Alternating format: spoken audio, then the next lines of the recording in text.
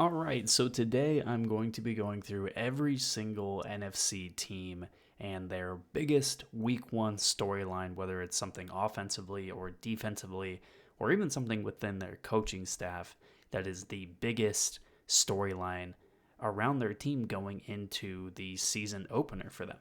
Now, if your favorite team is a team in the AFC, obviously this isn't the video you want to watch. I'll have a video about every single AFC team either the next day or same day as this video, so make sure you like and subscribe and you'll see that video shortly. I'm going to start in the NFC West with the Arizona Cardinals. They start year 2025 with a road game against the New Orleans Saints. Now, this is year 7 for Kyler Murray, and there is a good chance that this offense around him, whether you look at Marvin Harrison Jr., Trey McBride, James Conner, the offensive line, along with his own skills, this could be an offense that's good enough to push for a playoff spot after week 18.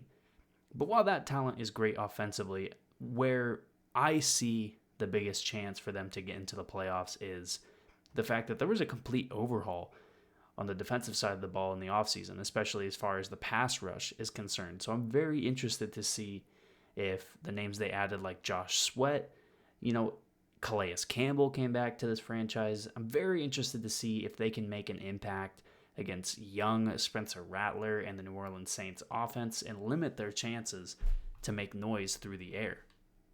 Next up is the Los Angeles Rams. They are hosting the Houston Texans in week 1. And after a preseason where we heard a lot of back and forth, whether it was Matthew Stafford is practicing, Matthew Stafford isn't practicing, the biggest storyline is going to be this offensive line. Going against Will Anderson, Danielle Hunter, and this Houston Texans defense, Matthew Stafford needs the O-line not to just protect him, but to open up holes in the running game so that he does not need to drop back 30 to 40 times in the beginning week of this season. The San Francisco 49ers go on the road to start the year against the Seattle Seahawks. Now, there was a lot of change for the Niners offensively and defensively from 2024, but one of the biggest things staying the same is the quarterback.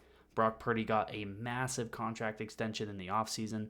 I'll be very interested to see what this looks like in terms of him proving that he really is that guy, and if he can get this team back to the Super Bowl despite some of those notable losses. And a week 1 win against Seattle is not going to go just a long way in getting the division for them, but getting them back to the Super Bowl.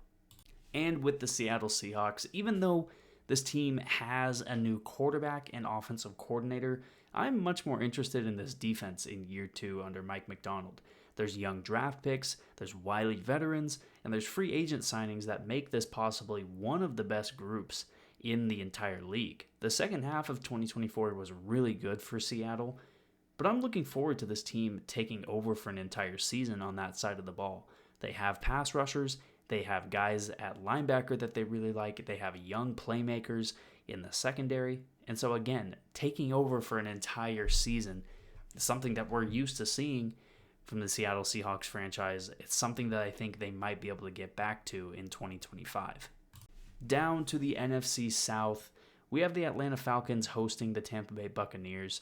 Now, Michael Penix did not see the Tampa Bay Buccaneers in his first NFL season after he took over as the starting quarterback for the Falcons in 2024. So what I'm most interested in seeing is if he can keep up with this type of offense for an entire 60-minute game. To end the season last year, the Falcons averaged well over 30 points a game in the last 3 games of the season. Those 3 games Michael Penix started. So this is going to come down to, whether or not this team can match that production.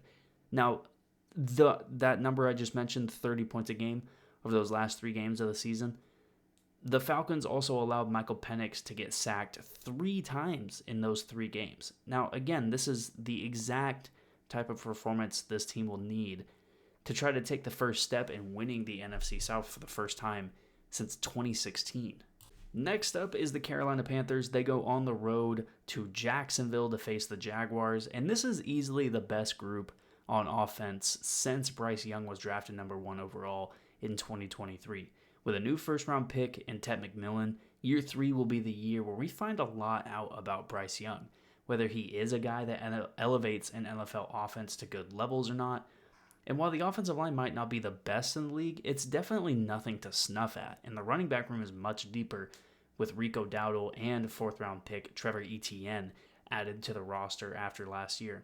And so, again, this is all, every single team, everything revolves around their starting quarterback. But when you're the number one pick and you've had the start that Bryce Young has had, year 3 is massive for him as to whether or not Carolina is going to be possibly looking to try to add to that quarterback room after this year.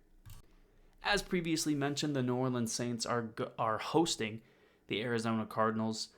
I'm going to keep it blunt. The Saints might have one of the worst rosters in the NFL. And while I don't think there is any chance that Spencer Rattler is the guy to take over as the face of the franchise and make them better, I think it still is important to see if he is a guy that kind of fits the mold of a Kellen Moore offense in his rookie season as an NFL head coach. There are guys on this offense. This team does still have Chris Olave. This team does still have Jawan Johnson. This team still does have Alvin Kamara. Kendre Miller showed a lot in the preseason this year after not doing a lot in his first 2 NFL seasons. And so Kellen Moore is kind of the storyline in this week 1 as to whether or not he can make this offense look, they've been pretty well below average these last few years. And even with Spencer Rattler at the quarterback position, if Kellen Moore can make this a competitive game where they're putting points on the board, that could be a massive victory, even if they don't win on the scoreboard. Again, as previously mentioned, the Tampa Bay Buccaneers go on the road to face the Atlanta Falcons. While I highlighted Michael Penix for the Falcons against these Tampa Bay Buccaneers, this Tampa Bay Buccaneer offense, they might set records through the air this year. I know they have a different offensive coordinator, but this group is still coached by a guy who was with the team last year in John Grizzard. Baker Mayfield showed 0 signs of regression last year, and the team drafted Emeka Egbuka in the first round. This team has 3 incredibly talented playmakers in the backfield. They have a good tight end in Cade Otton. I honestly am going to go as far as to say that this is quite possibly the best offense in the entire NFC. And again, they could set records through the air this year, whether it's scoring, whether it's yardage, whatever you want to look at. And Baker Mayfield, he might be one of the best fantasy quarterbacks in the NFL with the possible touchdown numbers he's going to put up. Chris Godwin isn't going to be 100% healthy to start the year, but past him, it's still Mike Evans, it's still Emeka Egbuka. They still have really good players on this offense and a good offensive line. And so, again, I really think this might be one of those record-setting offensive years from the Tampa Bay Buccaneers. And year 1 against the Falcons, or game 1 against the Falcons, will be a good way to start that. The Chicago Bears start the NFC North conversation. They play Monday Night Football, hosting the Minnesota Vikings. And look, this Chicago Bears offense, it's going to be heavily scrutinized by myself, many other people in the league, until they change what we think about them. They were off to a great start last year, and after their first 6 games, they had scored an average of 25 points per contest. But after their Week 7 bye, they scored a measly 15 points per game, a number that, with what this franchise has invested into this entire offense, and now into the coaching staff with Ben Johnson being the new hire at that position at head coach, there needs to be a massive improvement from this offense before a lot of people start losing a lot of jobs. The Detroit Lions begin 2025 with a road game against the Green Bay Packers. Now, both the offense and the defense are going to have brand new first-time play callers that are going to be tested at Lambeau Field. Now, neither of these guys are new to the Detroit Lions. John Morton has been with the franchise, and Kelvin Shepard has been, linebackers coach. He's been with this team for a long time as well. And the Lions are one of the favorites for the Super Bowl this year. It's going to be quickly found out if these new play callers are really difference makers, not in the fact of they make the team better, but if there is a difference in play for both sides of the ball. If they're any worse, those guys are quickly going to get called out from the media or, possibly by the team as to possible reasons that this team doesn't get to the Super Bowl this year. And for those Green Bay Packers, this is the first game of the season, and it's the first game of the Micah Parsons era in Green Bay. The Packers, I think, could be the dark horse to win this division, and especially now that they have a top-tier pass rusher, the Packers' biggest storyline is going to be just how much can Micah Parsons do to help the Packers not just win this game, but put the Packers in the position to battle with the Philadelphia Eagles for the best team in the NFC. This team obviously has really good offensive players, but defensively is where this team could possibly win a championship. And again, Micah Parsons is the guy that could possibly push the needle for them to get there. For the Minnesota Vikings, like previously mentioned, they're on the road at the Chicago Bears. This one is pretty obvious. It's the first game for J.J. McCarthy, and it's one where everyone in the world is going to be watching him. In this division, on the road, against one of the most storied franchises in the entire world, McCarthy has a chance to really put his name on the map and show that he does deserve to be the starting quarterback and show that he is possibly better than Sam Darnold, like many people think he could be. And it's going to be a very good, just kind of barometer check on if he can make this offense look good. They have possibly the best wide receiver in the entire NFL. They have a good offensive line. They have good playmakers on this team. It's all going to kind of fall on the shoulders of McCarthy to make them look even better. Over to the NFC East, the Dallas Cowboys. It's Thursday Night Football. It's going to be marketed as Sunday Night Football. They're playing on Thursday, though. First game of the season, on the road, at the Philadelphia Eagles. This is the first game of the post-Micah Parsons era. And to be honest, it could be a very long game for this defense. The one guy that could be consistently counted on to get the quarterback is gone. The Cowboys also lost a team leader in DeMarcus Lawrence in this offseason. So where I am going to gravitate towards is the offense as a whole. This team has two really good receivers, one of them being possibly one of the best in the entire league with CeeDee Lamb, and a brand new running back room and another first-round lineman named Tyler. The offense is going to have one of the best.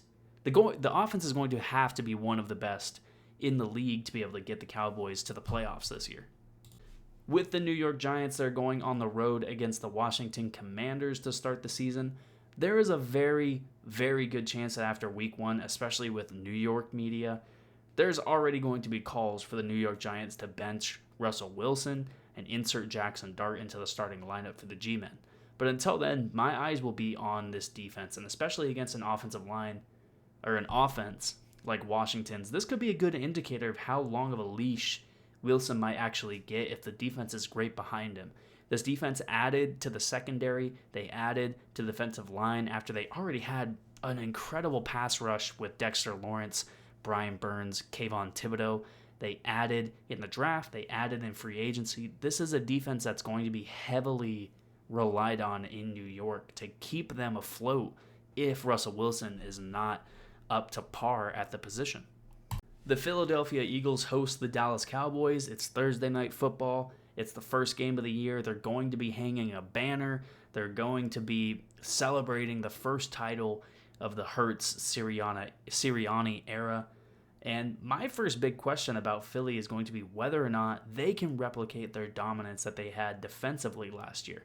Many guys either went to new teams, retired, or are going to be on the shelf to start the year. This is going to be a very youthful group, and they're going against an offense with a really good offensive line, two really good receivers, and an experienced quarterback. And it's a great test to see just where this defense is to start the season. The Washington Commanders, like previously mentioned, are hosting the New York Giants. And the Commanders made a somewhat surprising move trading away Brian Robinson to the San Francisco 49ers in the last week of the preseason. This left the running back room with Austin Eckler, Ja'Cory Crosby-Merritt, a.k.a. Bill, Chris Rodriguez, and Jeremy McNichols.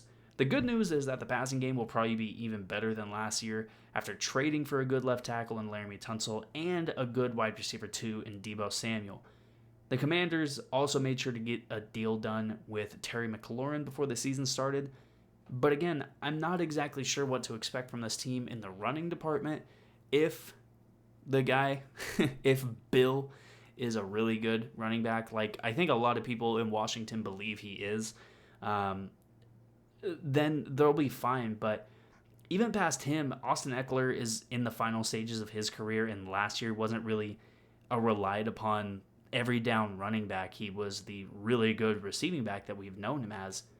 And maybe Deebo Samuel gets his occasional 5 or 6 carries a game. But again, he is an aging wide receiver that you're more going to rely on in the passing game with Jaden Daniels. And maybe that guy I just mentioned is the guy to lead this team in rushing. Jaden Daniels, he's probably the most electric player on this offense, and he's the guy who is probably in that Lamar Jackson mold at the quarterback position. So maybe he's just the guy to take over and lead this team on the ground. But it is a tough game to play to put your quarterback, the face of your franchise, in that position, but it might just be what the Commanders have to do.